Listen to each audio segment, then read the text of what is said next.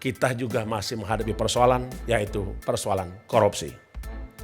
Kita sepakat bahwa korupsi ini harus kita selesaikan dan harus kita hentikan.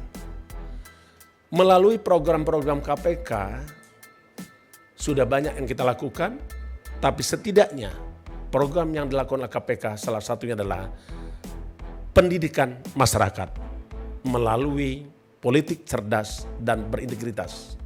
Saya terima kasih mewakili seluruh insan KPK, 26 partai politik sudah mengikuti pendidikan politik cerdas dan berintegritas. 542 pemerintah kabupaten kota sudah mengikuti kegiatan Paku Integritas. Sudah juga melaksanakan terkait dengan upaya-upaya pencegahan korupsi melalui monitoring center per provinsi, upaya pencegahan terjadinya korupsi. Hari ini Pak, kita melaksanakan salah satu program yang kita komandangkan, hajar serangan pajar.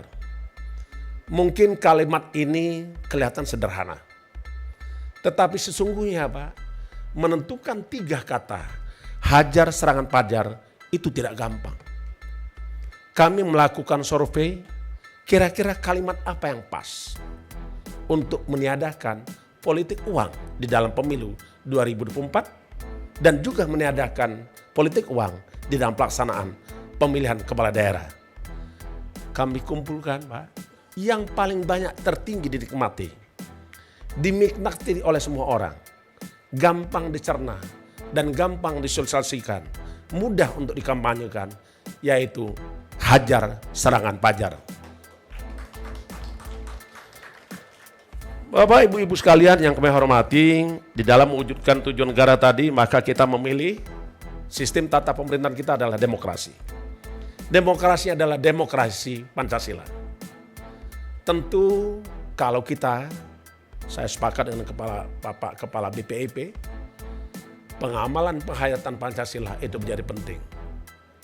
Kalau saja semua anak bangsa menghayati dan mengamalkan Pancasila, maka tidak akan pernah ada lagi itu korupsi.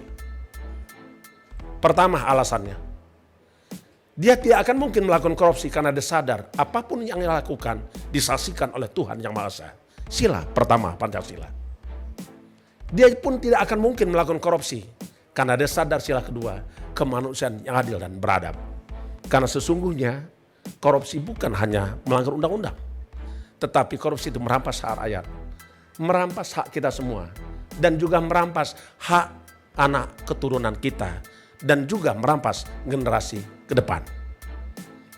Yang ketiga Pak, korupsi tidak akan terjadi karena dia sadar dengan orang melakukan korupsi, maka akan timbul ketimpangan, akan timbul jurang pemisah antara orang miskin dan orang kaya. Sementara tujuan kita adalah pemerataan pembangunan dan hasil-hasilnya. Maka kalau itu yang terjadi Pak, sulit rasanya kita untuk mewujudkan persatuan Indonesia. Begitu selanjutnya sampai dengan sila kelima, keadilan sosial bagi seluruh rakyat Indonesia. Saya titip kepada rekan-rekan partai politik. Kenapa saya lalu katakan partai politik Pak? Karena partai politik ini memiliki peran yang sangat penting. Sangat penting partai politik. Rasanya tidak ada orang yang bisa jadi kepala daerah tanpa partai politik. Tidak ada orang yang bisa jadi anggota legislatif tanpa partai politik. Tidak ada orang menjadi pemimpin daerah nasional tanpa partai politik. Karena partai politik memegang amanah rakyat, memegang mandat rakyat, menguasai suara rakyat. Dan yang paling lagi terakhir adalah partai politik melalui perwakilannya menyusun produk undang-undang dan regulasi yang tentu juga disasarkan untuk kepentingan rakyat. Dengan hari ini Pak, saya gembira karena seluruh partai politik tidak pernah absen dari kegiatan-kegiatan KPK.